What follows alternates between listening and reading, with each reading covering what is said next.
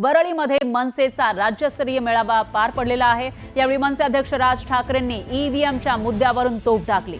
विधानसभा निवडणुकीच्या निकालानंतर राज्यामध्ये सन्नाटा पसरला। निकालानंतर राज्यात संभ्रमाचं वातावरण होतं असं राज ठाकरे म्हणाले। फक्त 4 महिन्यामध्ये जनतेचं मत इतकं कसं बदलू शकतं असा सवालही त्यांनी केला। तर या मतदानावर जाऊ नका, लोकांनी केलेलं मतदान गायब झालं असं म्हणत त्यांनी ईव्हीएमवर शंका उपस्थित केली। उद्या अनेक लोक बोलतील राज ठाकरेंचा पराभव झाला म्हणून त्याच्यामुळे ते हे बोलतायत। मी काय बोलतोय, अख्खा महाराष्ट्र बोलतोय। अजित पवार 42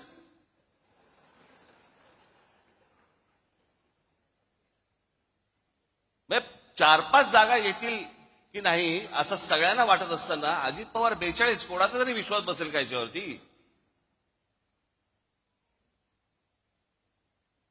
आणि जे इतकी वर्ष या महाराष्ट्रामध्ये राजकारण करत आले, ज्यांच्या जीवावरती हे अजित पवार भुजबळ बिजबळ सगळेजण मोठे झाले, त्या शरद पवारांना 10 जागा मिळतात। काय झालं, कशामुळे झालं, हा संशोधनाचाच विषय।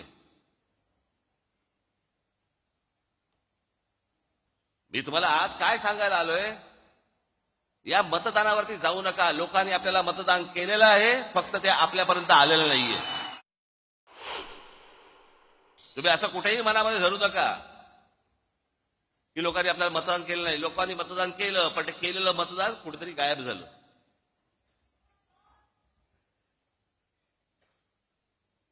आणि अशा प्रकारच्या ज्या निवडणुका लढवायच्या असतील तर निवडणुका न लढवल्याच बऱ्या।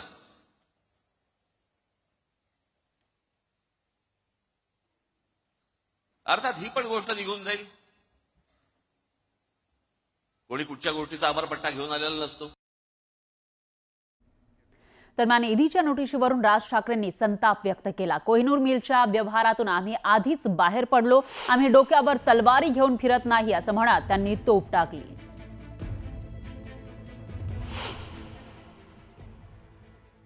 उद्या अनेक लोक बोलतील आम्ही परत टॅक्स भरून टाकला, जेवढा होता तेवढा परत प्रत्येकाने आपापला टॅक्स परत भरून टाकला। कोण जाईल झंझटीत? विषय संपला। आता एवढ्याशा गोष्टीसाठी राज ठाकरे ईडीला घाबरला आणि मोदींची स्तुती करायला लागला। मला काय देणं घेणं त्या गोष्टींशी? माझ्या डोक्यावरती तलवारी घेऊन नाही मी फिरत।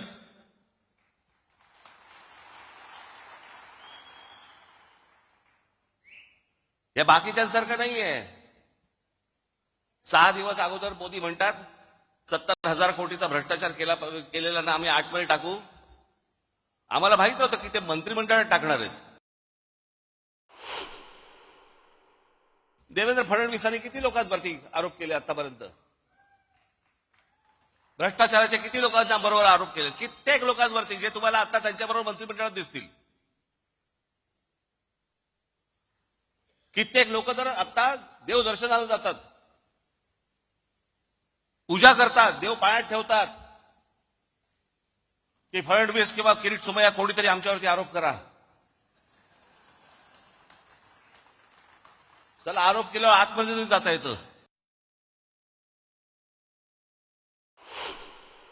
नॅशनल कॉन्फरन्सने 2009 मध्ये काँग्रेसबरोबर युती केली, भूमिका नाही बदलली। भाजपमध्ये आले, भाजपने भूमिका बदलली। हे तुम्हाला कोण सांगणार नाहीत। म्हणून मी तुम्हाला, राजकारणामध्ये आहात तुम्ही, तुम्हाला हे सगळे संदर्भ तुम्हाला लक्षात असले पाहिजेत, तुम्हाला माहिती असली पाहिजे। ज्या वेळेला हे लोक येऊन समोर ज्याला तुमच्याशी बोलतात आणि ज्याला त्याला सांगतात, आणि ही असली गोष्टी ज्याला अफवा पसरवायला लागतात, त्यावेळेला तुम्ही तयार पाहिजेत। तर राज ठाकरेंनी भाजपसोबत युतीच्या चर्चांवरही या मेळाव्यातून भाष्य केलं। कोणी नेते भेटले म्हणजे युती होत नसते असं म्हणत मनसेच्या एकला चलोरेच्या भूमिकेवर ठाम असल्याचं त्यांनी सांगितलं। राजसाहेबांनी भारतीय जनता पक्षाच्या किंवा कोणाला नेत्यांना भेटलं नाही पाहिजे, भेटलं नाही पाहिजे। समोरचा बोलला चहा प्यायला येतो तर काय सांगू, घरीच पी।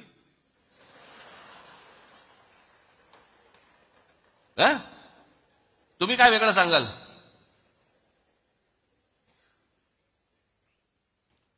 अहो, पण ते मला जेव्हा भेटायला येतात ना, त्यावेळेला मी तुम्हाला विकत नाही,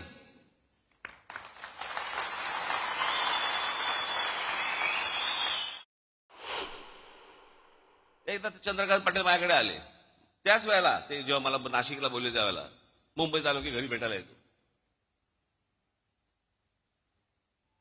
हे मला अजूनपर्यंत कळलेलं नाही. ते माझ्याशी चर्चा करून काय चहा बी खाणं पिणं सगळं झाल्यावरती बाहेर पडले. पाटील साहेब, एक तासभर तुम्ही आतमध्ये होतात, काय चर्चा झाली? मला ह्याचा अर्थ नाही कळला. म्हणजे मला त्यांनी कडेवर घेतला होता का काय, ह्याचा अर्थ काय होता हेच मला अजूनपर्यंत कळलं नाही. ते गेल्यानंतर पत्रकार आले आणि मला म्हणाले की त्यांनी असं केलं बाहेर गेल्यानंतर. म्हणजे काय झालं? मी म्हटलं असं केलं म्हणजे काय झालं? आम्ही दोघे एकमेकांना तेच विचारतोय, म्हणजे काय झालं?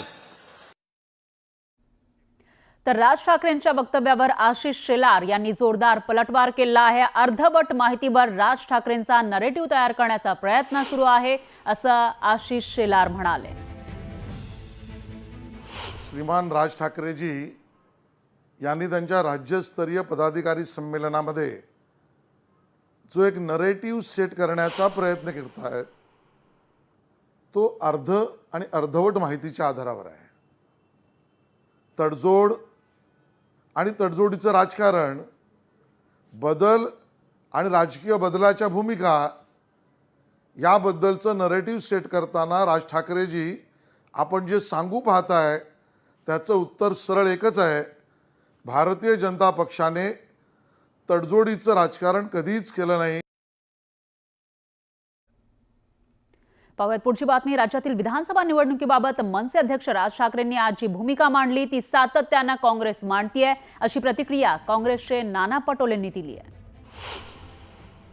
राज ठाकरे साहेबांच्या बद्दलचं आम्ही कधीच प्रतिक्रिया देत नाही, त्याच्यामुळे त्यांच्यावर प्रतिक्रिया देण्याचं काही कुठलं कारण नाही. पण त्यांनी आज जी काही भूमिका मांडली ही निवडणूक आयोगाच्या आणि ईव्हीएम मशीनच्या बद्दलची, ही भूमिका सातत्यानं काँग्रेस मांडत आलेली आहे. स्वातंत्र्याच्या लढाईमध्ये काँग्रेसचं योगदान आहे आणि स्वातंत्र्यानंतर भारत देश उभा करण्यामध्ये काँग्रेसचंच मोठं योगदान आहे, हे कोणालाच नाकारता येणार नाही. पण आयत्या पीठावर रेषा ओढणारी लोक सत्तेत आलीत आणि त्यांनी या देशाचं आणि राज्याचं सत्यानाश केलेलं आपण पाहिलेलं आहे. दरम्यान अमोल मिटकरींनी राज ठाकरेंना टोला लगावलाय. अमोल मिटकरी यांनी राज ठाकरेंना हा टोला लगावत आमच्या 42 जागा कशा, हा 1.5 महिन्यानंतर शॉक बसला असं म्हणत त्यांनी टोला लगावलाय. अजितदादांसारखं राज ठाकरेंनी पहाटे 4ला उठून कामाला लागावं असंही मिटकरी म्हणाले.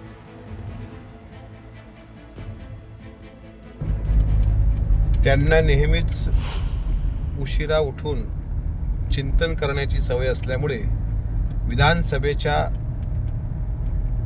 स्वतःच्याच घरातील दारुण पराभवानंतरच्या 1.5 महिन्याच्या कालावधीनंतर आज राष्ट्रवादीच्या 42 जागा कशा आल्या हा शॉक त्यांना 1.5 महिन्यानंतर बसलाय.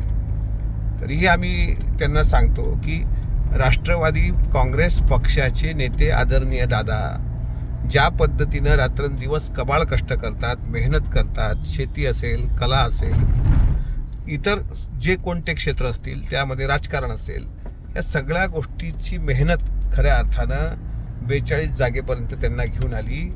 मात्र आपल्या सुपुत्रांचा दारुण पराभव का झाला आणि आपल्या जागा का निवडून आल्या नाहीत यावर त्यांनी भाष्य करावं आणि त्याकरता अजितदादांसारखं पहाटे 5 वाजतापासून मला असं वाटतं त्यांनी कामाला लागलं पाहिजे. त्याच्याशिवाय अजितदादा नावाचा विकास पुरुष त्यांना कळू शकणार नाही. तर राज ठाकरेंनी विधानसभा निवडणुकीच्या निकालावर केलेल्या वक्तव्याचं स्वागत करतो असं शरदचंद्र पवार पक्षाचे राष्ट्रवादीचे आमदार उत्तम जानकर यांनी म्हटलेलं आहे. विधानसभा निवडणुकीमध्ये ईव्हीएम मध्ये हेराफेरी करण्यात आली असा आरोप उत्तम जानकर यांनी केलाय आणि पुढच्या आठवड्यामध्ये मनसे अध्यक्ष राज ठाकरेंची भेट घेणार असल्याचं सुद्धा उत्तम जानकर यांनी सांगितलंय. नक्कीच पुढच्या आठवड्यामध्ये राजसाहेबांना मी भेटेन आणि राजसाहेबांना जर माझ्याकडले पुरावे दाखवले तर राजसाहेबांना सुद्धा ह्याची खात्री तयार होईल आणि ते अजून ताकदीने या लढ्यामध्ये उतरतील आणि हा लढा नक्कीच राजसाहेबांसाठी सुद्धा एक त्यांची काय म्हणतो आपण पार्टी उभारणीसाठी सुद्धा ज्या EVMनं या राज्यातल्या लोकशाहीचा खून केला, जीव घेतला, अनेक जीव घेतलेले आहेत. धनगर आरक्षणाचा घेतलेला आहे, मराठा आरक्षणाचा घेतलेला आहे, दलितांचा घेतलेला आहे, मुस्लिमांचा घेतलेला आहे, अनेकांचा जीव या EVMनं घेतला. मी राजसाहेबांचं या लढ्याच्या निमित्तानं स्वागत करतो. हा लढा अतिशय महत्त्वपूर्ण आहे. देशाला हुकुमशाहीपासून वाचवणार आहे.